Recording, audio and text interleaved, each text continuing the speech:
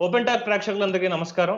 అమరావతి రాజధానికి సంబంధించి సిఆర్‌డిఏ చట్టం రద్దుకి సంబంధించి కోర్టుల్లో రోజువారీ విచారణ జరుగుతున్న నేపథ్యం అందరికీ తెలిసిందే.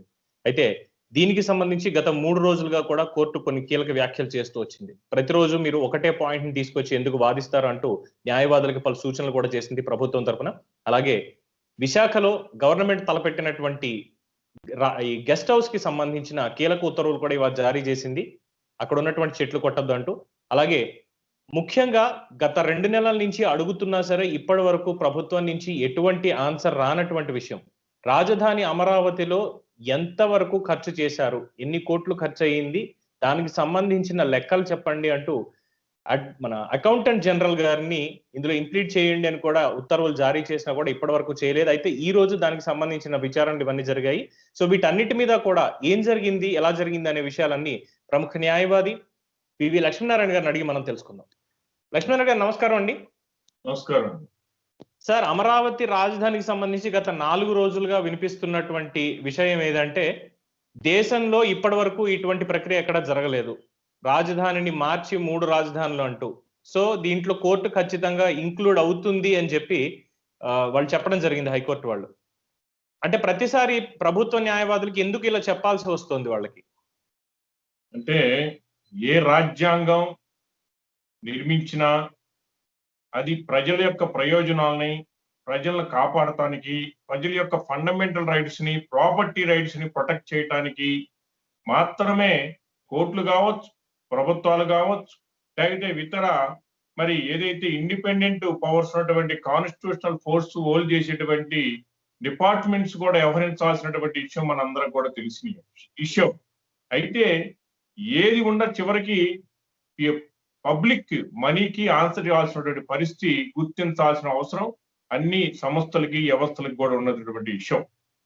దానిలో భాగంగానే ఈ రోజు మనం ఎన్నో విషయాలు చర్చించుకుంటా ఉన్నాం. గతంలో ప్రత్యేకించి ఏదైతే రాజధానిగా ప్రకటించినటువంటి ఆ తర్వాత దానికి సంబంధించి అభివృద్ధి పదంలో వెళుతున్నటువంటి విషయంలో కాంట్రాక్ట్ వ్యవస్థకి ఎంత పే చేశారు, కాంట్రాక్ట్ కి సంబంధించినటువంటి ఎంత పే చేయాల్సి ఉంది, ఇప్పుడు వరకు అభివృద్ధి చెందినటువంటి ఏదైతే ఉందో దాని యొక్క లెక్కలు, అట్లాగే యూనియన్ ఆఫ్ ఇండియా నుంచి కూడా వివిధ సంస్థలు ఏర్పాటు చేయడానికి కావచ్చు, అట్లాగే రాజధానిలో డెవలప్ చేయడానికి కావచ్చు, కొన్ని వేల కోట్ల రూపాయలు మన రాష్ట్ర ప్రభుత్వం తీసుకున్నది కనుక ఇక్కడ దానికి సంబంధించి అదంతా కూడా రాజధాని షిఫ్ట్ చేయటం వల్ల, రాజధానిని ఏమన్నా డిఫీట్ చేయటం వల్ల ఫైనాన్స్ ఇంప్లికేషన్స్ ఈ రాష్ట్ర ప్రభుత్వానికి, ఈ ప్రజలకు సొమ్ము ఎంతవరకు మిస్యూటిలైజ్ అయిందని చెప్పేసి కోర్టు తెలుసుకోవాల్సిన అవసరం ఉంది.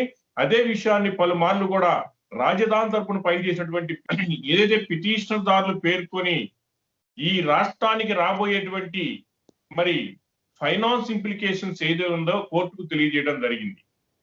దాన్ని నిర్ధారించడానికి అఫీషియల్ గా ఎవరు దాన్ని సపోర్ట్ చేయాలి?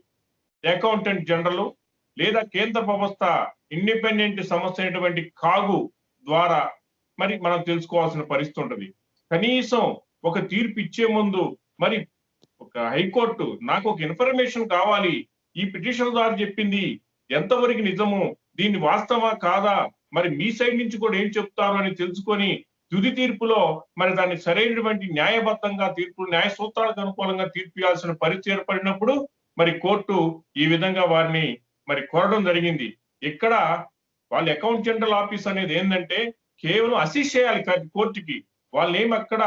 వాళ్ళు మిస్యూటిలైజ్ చేశారు పబ్లిక్ మనీని క్వశ్చన్ కాదు, ప్రభుత్వం ఎంతవరకు ఇన్వెస్ట్ చేసింది దానికి సరైనటువంటి లెక్కలు ఎవరి దగ్గర ఉంటాయి? అకౌంటెంట్ జనరల్ దగ్గర ఉంటాయి. Accountant general to assist the court అంతే.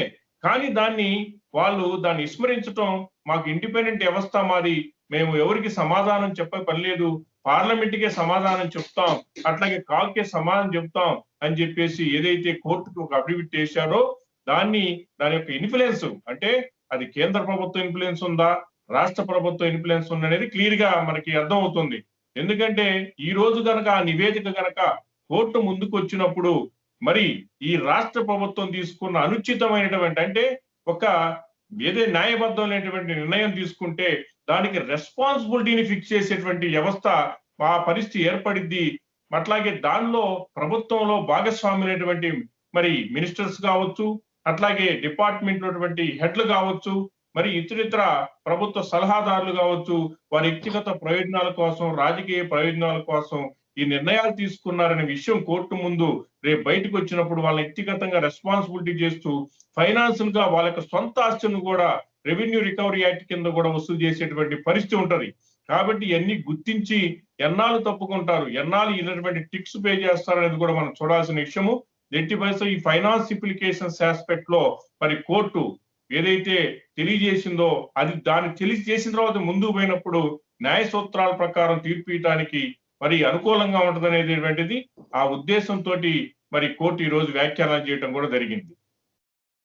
పవన్ గారు, రెండో పాయింట్ వచ్చేసరికి ప్రతిరోజు కూడా ఈ వాదనలు అంటే ఇప్పటి వరకు చాలా మంది పిటిషన్లు కూడా వేసి ఉంటారు. అంటే అమరావతి రైతులు కావచ్చు, ఐక్య కార్యాచరణ సమితి కావచ్చు, లేదు అమరావతి పరిరక్షణ సమితి కావచ్చు, ఎన్జిఓలు అవ్వచ్చు, లేదు ఇండివిజువల్ గా ఉన్నటువంటి రాజకీయ పార్టీలు వాళ్ళు అవ్వచ్చు. అంటే ప్రతి దాంట్లో మెయిన్ గా కనిపించేది అయితే ఒకటే పాయింట్ వస్తుంది, ఏంటంటే అమరావతి రాజధానిగా ఉండాలని వాళ్ళ సంకల్పం. కోర్టు దగ్గరకు వచ్చేసరికి ప్రభుత్వం ఒక్కొక్క పిటిషన్ మీద ఒక్కొక్కలాగా స్పందిస్తున్నారు అన్న పాయింట్ తీసుకొని జడ్జి గారు కొన్ని వ్యాఖ్యలు చేశారంట. ప్రతిరోజు మీరు ఒకటే వాదన తీసుకొచ్చి ఎందుకు వాదిస్తారు, మీకు ఇందులో టెక్నికల్ అంశాలు కూడా తెలియట్లేదా అని చెప్పి. అంటే ప్రభుత్వం కావాలని ఇలా అంటుందంటారు వాళ్ళ దగ్గర.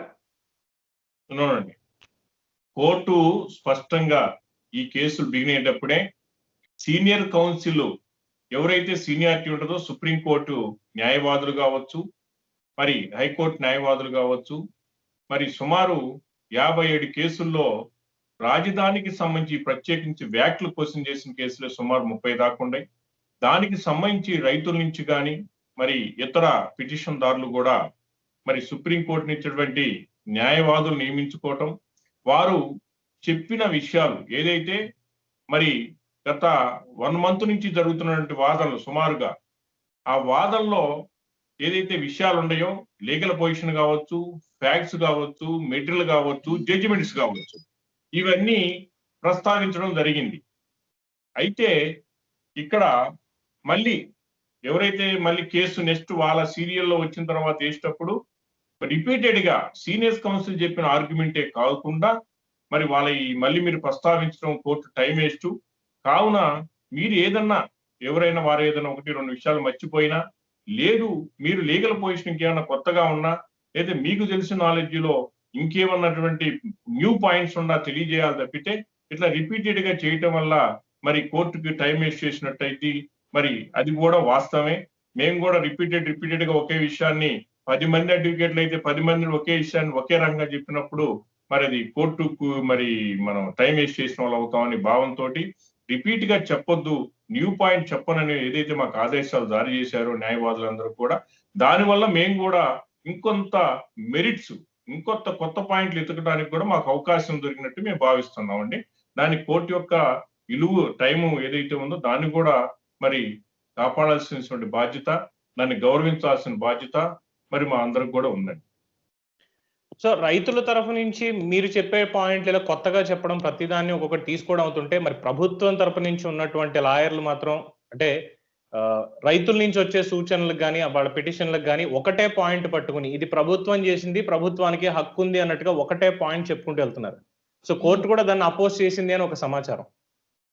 అంటే ఏ యాక్ట్ అయినా ప్రభుత్వాలే చేస్తాయి, ఈ ఒక్క యాక్టే కాదు.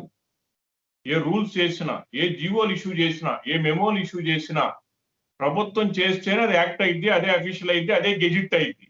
దాంట్లో ఎలాంటి సందేహం లేదు. అయితే ఈ యాక్ట్ అనేది చట్టబద్ధతగా ఉందా, చట్టానికి వ్యతిరేకంగా ఉందా, న్యాయ సూత్రాల వ్యతిరేకం ఉందా, రాజ్యాంగం వ్యతిరేకం ఉందా, ప్రజల్ని ఇబ్బంది పెడుతుందా, అట్లాగే ఒక ఎగ్జిస్టింగ్ యాక్ట్ ఆల్రెడీ సిఆర్డిఏ ఒక యాక్ట్ అనేది ఒకటి ఉంది. ఆ సిఆర్డిఏ యాక్ట్ ని రద్దు చేయడం అనేది ఒక స్పెషల్ గా చూడాల్సిన విషయం. పాత యాక్ట్ ఏదైతే ఉందో అది ప్రజా ప్రయోజనాల నిమిత్తమే మరి ఆ రోజు యాక్ట్ తయారు చేయడం అయింది. ఒకవేళ దాన్ని రద్దు చేయాలంటే దాంట్లో ఉన్న లోపాలు ఏంటి, ప్రజలకు వచ్చే నష్టాలు ఏంటి, దానివల్ల ఏదైతే సిఆర్డిఏ యాక్ట్ ఆబ్జెక్టివ్స్ ఫుల్ఫిల్ చేయలేరు, ఇది చట్ట వ్యతిరేకమని భావించినప్పుడు మాత్రమే, దాని సరైన న్యాయ సూత్రాలు పరిశీలించినప్పుడు మాత్రమే, దానికి అనుకూలంగా పోయినప్పుడు మాత్రమే కొత్త యాక్ట్ తయారు చేసుకోవచ్చు, అమెండ్మెంట్ కూడా చేసుకోవచ్చు. అయితే ఈయనేమన్నా మంచి క్షేమం కోరుంటే అమెండ్మెంట్ చేయాలి. ఏదైనా అమెండ్మెంట్ చేసి ఇంకా మెరిట్ చూపించాలి. పూర్తి యాక్ట్ నే రద్దు చేస్తాను అంటే అది మరి పాత సిఆర్డి యాక్ట్ నే రద్దు చేస్తానంటే అంతటువంటి పార్లమెంట్ లో స్టేట్ రీఆర్గనైజేషన్ అనుసరించి మరి ఏర్పడినటువంటి యాక్ట్ ని వీళ్ళు ఏదైతే చెప్తున్నారో అదంతా కూడా మరి చట్టానికి వ్యతిరేకంగా ఉంటుందని భావించబడుతుంటది. కాబట్టి ప్రభుత్వాలు కాదు ఏ వ్యవస్థ కూడా మరి మోనోపలి కానీ లేదా మేమేది నిర్ణయం తీస్తే అది ఫైనల్ కాదు అనడానికి లేదు. ఈ రోజు రేపొద్దున మన హైకోర్టు ఒక నిర్ణయం తీసుకుంటే మళ్ళీ సుప్రీంకోర్టుకు పోయేటువంటి అవకాశం ఉంది. కాబట్టి మన ప్రజాస్వామ్యంలో మరి ఇవన్నీ వెసులుబాటు ఉన్నాయి. కాకపోతే ఇక్కడ మన రాష్ట్ర ప్రభుత్వం చేసినటువంటి 2 యాక్ట్లు ఎంత దారుణమైనటువంటి 2 విషయాలు ఉన్నాయనేది కూడా స్పష్టంగా మనందరికి సామాన్య మానవుడికి కూడా అర్థమైనటువంటి పరిస్థితిలో ఉంది. 33,000 ఎకరాలు సుమారుగా 33,000 ఎకరాలు ఈ రోజు రైతులందరూ ఇస్తే మరి ఆ ఏదైతే అమరావతి క్యాపిటల్ సిటీ అనేది ఎస్టాబ్లిష్ చేయాలి మాస్టర్ ప్లాన్ అనుసరించి అని చెప్పేసి పేర్కొన్నారో దాన్ని అభివృద్ధి చేయక మళ్ళీ కొత్త యాక్ట్ ని decentralisation include of all reasons development act అని చెప్పి కొత్త తీసుకొచ్చారు. మరి దేంటి దాని యొక్క ఏదైతే మాస్టర్ ప్లాన్ ఉందో మాస్టర్ ప్లాన్ ప్రకారం డెవలప్ చెయ్యము, వేరే విధంగా మేము డెవలప్ చేసుకుంటామని ఏదైతే ఉందో అదంతా కూడా వాళ్ళకి యాక్ట్ కే 2 కాంట్రడిక్షన్ ఉన్నటువంటి విధానం ఉంది. అట్లాగే హైకోర్టుకు సంబంధించిన విషయం అండి. హైకోర్టుకు సంబంధించిన విషయంలో ఈ ప్రభుత్వానికి ఎక్కడ పవర్ ఉందంటే ఒక యాక్ట్ ను తయారు చేయడానికి మరి ఆర్టికల్ 214 కింద మరి ఆ రోజు రాష్ట్రపతి గారు మరి మన హైకోర్టుని మరి ఏర్పాటు చేయడానికి నిర్దేశించిన ప్రదేశం అమరావతి ప్రదేశం. దానికి సంబంధించి గెజిట్ కూడా ఇవ్వడం జరిగింది. అయితే ఈ రోజు రాష్ట్రపతి నిర్ణయాన్ని కూడా మరి రద్దు చేసినట్టుగానే భావించాలి. ఈ రోజు హైకోర్టు గురించి ప్రస్తావించినప్పుడు మేము దీంట్లో లీగల్ గా మాట్లాడితే ఒక్కసారి హైకోర్టు ఎస్టాబ్లిష్ అయిన తర్వాత మళ్ళీ రాష్ట్రపతికి కూడా దాన్ని మార్చేటువంటి పవర్ లేదు. రాష్ట్రపతి గారు ఒకసారి ఎస్టాబ్లిష్ చేసిన తర్వాత మళ్ళీ తిరిగి దాన్ని ఇంకోసారి షిఫ్ట్ చేయాలని చెప్పేసి పవరే లేదు. మరి ఇక్కడ దానికి ఆ గౌరవం అట్లా నడుస్తా ఉంటే మన రాష్ట్ర ప్రభుత్వం మరి హైకోర్టు విషయాన్ని షిఫ్ట్ చేయాలని నిర్ణయం ఏదైతే తీసుకుందో అది మరి హైకోర్టు మరి జ్యుడిషియల్ కి సంబంధించినటువంటి పవర్స్ లో ఎంక్రోచ్మెంట్ అయినట్టు విధానంగానే మనం భావించాల్సినటువంటి విషయం ఉందండి.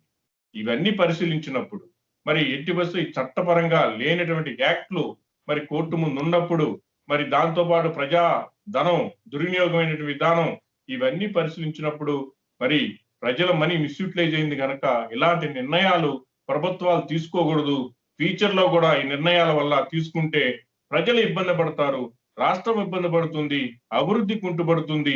ఇవన్నీ భావించినప్పుడు వీటన్నిటిని రక్షించాల్సిన బాధ్యత మరి ఎవరికి ఉందండి? కోర్టుకే ఉంది. కోర్టు వ్యక్తిగతంగా వ్యవహరించదు, న్యాయ సూత్రాల ప్రకారమే వ్యవహరిస్తుంది.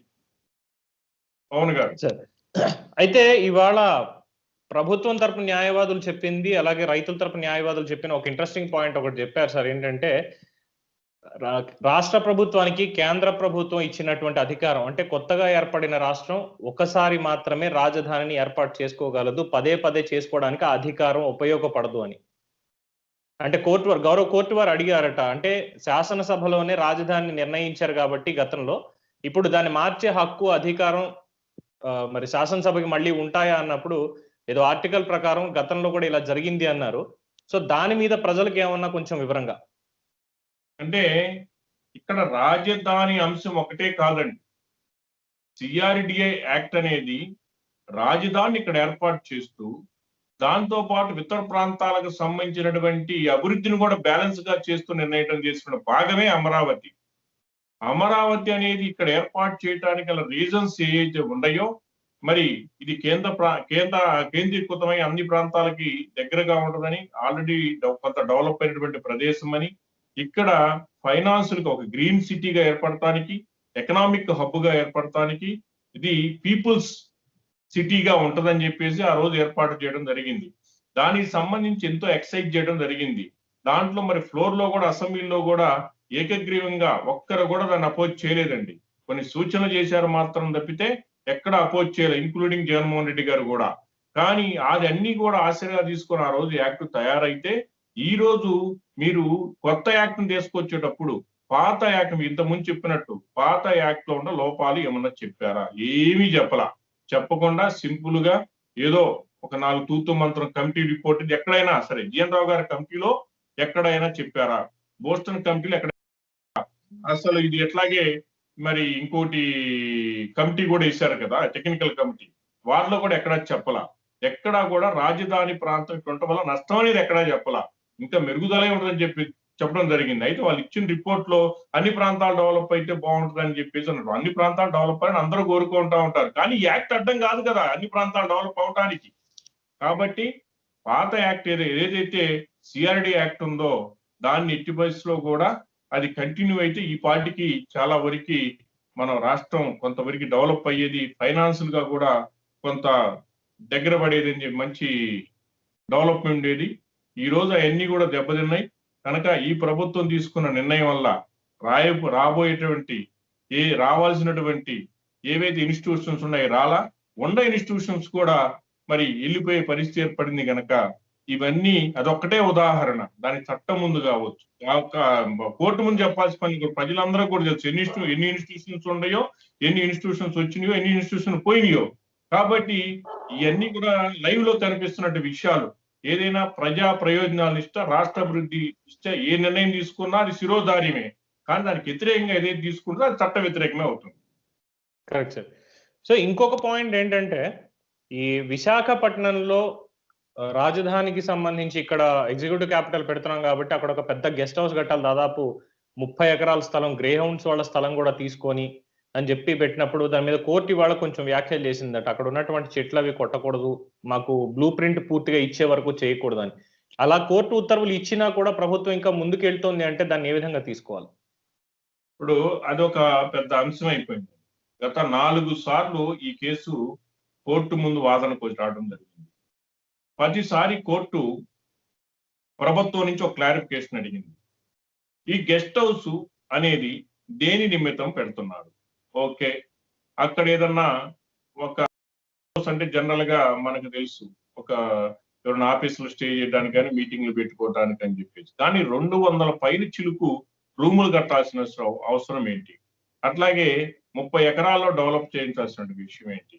దానికి సంబంధించినటువంటి ఏదైతే టెండర్స్ ని కాల్ఫర్ చేశారో ఏ నిమిత్తం కాల్ఫర్ చేశారు, దాని ఇన్వెస్ట్మెంట్ ఎంత, దానికి సంబంధించిన అప్రూవల్ ఎంత, దీనికి సంబంధించి ఈ అప్రూవల్ ఇది రాజధానిలో భాగంగా ఇండైరెక్ట్ గా రాజధానికి స్టే ఇచ్చారు గనక నువ్వు ఒక యుగోగా తీసుకొని మీరు ఏదో ఒక ప్రజల్లో మేము దేనికి భయపడము, మేము ఏదో మా పని చేసుకుంటా పోతున్న కలర్ బూయటాన్ని నువ్వు చేస్తున్నావా అని చెప్పేసి ఒక అనుమానం కలిగినప్పుడు మరి రాష్ట్ర హైకోర్టు స్పష్టంగా ఆ రోజు మేము కూడా ఆర్గ్యుమెంట్స్ లో వినటం జరిగింది. మీరు దానికి సంబంధించినటువంటి అప్రూవల్ ప్లాన్, దాని బడ్జెట్ ఎస్టిమేషన్ దేని నిమిత్తం కడుతున్నారని చెప్పమంటే ఇంతవరకు చెప్పకుండా అది రాజధానిలో భాగం కాదు, అది ఒక్కటే వాళ్ళు చెబుతుంది, రాజధానిలో భాగం కాదు, మేము గెస్ట్ హౌస్ అని చెప్తున్నారు. అదే స్పష్టంగా ఇవ్వండి, అది మేము నిర్ణయిస్తాం, అంత డబ్బులు అవసరం ఎందుకు, అది ప్రజల మనీ కాదా? మరి సుమారు 2,000 కోట్ల రూపాయలు నువ్వు ఖర్చు పెడుతున్నావంటే రాజధానికి సంబంధించినటువంటి ఇంతవరకు అభివృద్ధి చేయడంలో రూపాయి కూడా కేటాయించకుండా ఒక guest house, new guest house అని చెప్పేసి 2,000 రూపాయలు కేటాయించడం అనేది ఒకటి. 2 తర్వాత ఆల్రెడీ విశాఖపట్నంలో ఇలాంటి గెస్ట్ హౌస్లు ఉన్నాయా లేవా, ఈ గెస్ట్ హౌస్ అవసరమా లేదా, మళ్ళీ ఫర్దర్ గా న్యూ గెస్ట్ హౌస్ అవసరమా లేదా అనేది కూడా మీరు స్పష్టంగా తెలియజేయమని చెప్పటం. అంటే విశాఖపట్నానికి కానీ ఆ 3 జిల్లాలకు సంబంధించి ఏమేమి గెస్ట్ హౌస్లు ఉన్నాయి ఇప్పుడు వరకు ప్రెజెంట్, దీనికి మళ్ళీ కొత్త గెస్ట్ హౌస్ అవసరమా లేదా అనేది కూడా ఎవరన్నా అవడం కూడా జరిగింది. అట్లాగే ఇది రిజర్వ్డ్ ఫారెస్ట్ పరిధిలోకి వస్తే కేంద్ర ప్రభుత్వం యొక్క అనుమతి తీసుకున్నారా లేదా, గ్రే హ్యాండ్స్ దానికి సంబంధించి ఉంటే మరి గ్రే హ్యాండ్స్ సంబంధించి ప్రొటెక్షన్, అట్లాగే వాళ్ళకి రావాల్సిన రక్షణ అలాగే ఇబ్బంది ఉందా, ఇవన్నీ కూడా ఎవరితో కోర్టు ఈమని చెప్పి చాలా సార్లు కోరినా కూడా దాని మీద అంత స్పందించకపోవటం. ఈ రోజు మరి ఏదైతే చెట్లు కొడుతూ ఉన్నటువంటి నిర్ణయం ఏదైతే తీసుకొని దాన్ని గ్రౌండ్ లెవెల్లో ఏదో వర్క్ చేస్తున్నారో ఇవన్నీ తేల్చకుండా మీరు ముందుకు పోవటం కరెక్ట్ కాదు. అది ఇస్తే వారిదే వాదన నిజమైతే కోర్టు నుంచి తీర్పు మంచి పాజిటివ్ రిపోర్ట్ తీసుకోవచ్చు. కాబట్టి వాళ్ళ చర్యలో అట్లా వాళ్ళు తీసుకున్న నిర్ణయాల్లో చట్ట వ్యతిరేకంగా ఉంది కనుక కోర్టు ముందు ఏదైతే ఇవన్నీ వివరాలను ఇవ్వడానికి వాళ్ళంతా కూడా వెనకం చేస్తున్నారంటేనే వాళ్ళు చేసే చర్యలు అది చట్ట వ్యతిరేకం అనేది మనకు క్లియర్ గా అర్థమవుతుంది. సార్ లాస్ట్ టాపిక్ వచ్చేసి ఇవాళ కోర్టులో వాళ్ళు చెప్పిన దాని ప్రకారం ఇప్పుడు మన తమ్మినేని సీతారాం గారు ఉన్నారు, శాసనసభ స్పీకర్ గారు. సో వీటికి సంబంధించి బ్లూ ప్రింట్, బ్లూ బుక్స్ మాకు కావాలి అని కోర్టు వాళ్ళు అడిగారు. అసలు ఈ బ్లూ బుక్స్ అంటే ఏంటి, అంటే ప్రొసీడింగ్స్ కి సంబంధించినవా లేదు వీళ్ళు అంతర్గతంగా వాళ్ళు మాట్లాడుకుని అందులో ఎంటర్ చేసినటువంటి విషయాల? అంటే మినిట్స్ ఆఫ్ మీటింగ్స్ అంటారండి వాటిని. వాళ్ళు ఏదైతే రికార్డ్ అయ్యేదో దాంతో పాటు ఏదైతే ఈ చట్టాన్ని బిల్లుని చట్ట రూపంలో తీసుకొచ్చే ముందు దానికి సంబంధించినటువంటి మొత్తం నోట్ చేస్తారు ఒక బుక్ లో. దాన్నే బ్లూ ప్రింట్ అనొచ్చు, బ్లూ బుక్స్ అనొచ్చు, what ever it may be called. So దానికి సంబంధించి నోట్ చేసిన విధానం, ఆ note file nothing but a note file before introduce of the bill speaker పరిధిలో కొన్ని నోట్ చేయడం జరిగింది. అట్లాగే ఈ అన్ని పార్టీలకు సంబంధించినటువంటి మరి పార్టిసిపేట్ చేసినటువంటి లీడర్స్ సంబంధించినటువంటి అభిప్రాయాలు కూడా దాంట్లో రాయడం జరిగింది. ఇవన్నీ ఇన్ హౌస్ లో జరగకుండా ఇన్ హౌస్ ముందు ఇంట్రడ్యూస్ చేసినటువంటి విషయాలు, అట్లాగే మినిట్స్ ఆఫ్ రికార్డ్స్ ఇవన్నీ కూడా పొందుపరిచినట్లయితే కోర్టుకి దాని మీద కూడా ఎగ్జామిన్ చేసి మరి లెజిస్లేటివ్ కౌన్సిల్ ఏదైతే రీఇంట్రడ్యూస్ చేసినటువంటి బిల్లు ఏదైతే ఉందో అది సరైన వాళ్ళ బిజినెస్ రూల్స్ కు వ్యతిరేకంగా ఉందో, అదే రాజ్యాంగం ఆర్టికల్ 208 కింద మరి ఫాలో అయ్యారా, రేపు గౌరవమైనటువంటి కోర్టు ఇచ్చే తీర్పులో రేపు సుప్రీంకోర్టుకు పోయినా లేకపోతే ఆ లెకోని కూడా ఏ ఒక్క పాయింట్ కూడా ఏది కూడా స్పష్టంగా తీర్పులో వెలువరించడానికి ఇవన్నీ కూడా కోర్టుకు అసిస్టెన్స్ రూపంలో ఉపయోగపడతాయి కనుక అవి కూడా అడగడం జరిగింది. దానికి సంబంధించిన స్టాండింగ్ కౌన్సిల్ గారు మరి 30వ తారీఖు ఏదో నెక్స్ట్ ఒక 3 days లో నేను ప్రొడ్యూస్ చేస్తాను, స్పీకర్ గారు ఇక్కడ లేరు అని చెప్పేసి అవుట్ ఆఫ్ స్టేషన్ అని చెప్పేసి చెప్పడం జరిగింది. దాని మీద రేపు మండే అవి కూడా ప్రొడ్యూస్ చేసినటువంటి అవకాశాలు ఉంటాయి. Thank you very much sir. ప్రస్తుతానికి మాకున్నట్టు అనుమానాలన్నీ కూడా తీర్చారు. మరొకసారి అమరావతికి సంబంధించి మరిన్ని న్యూస్ వింటామని మేము ఆశిస్తున్నాము. అలాగే రైతుల తరపున మంచి తీర్పు వస్తుందని కూడా అందరి తరపున ఆశించడం జరుగుతోంది. Thank you sir.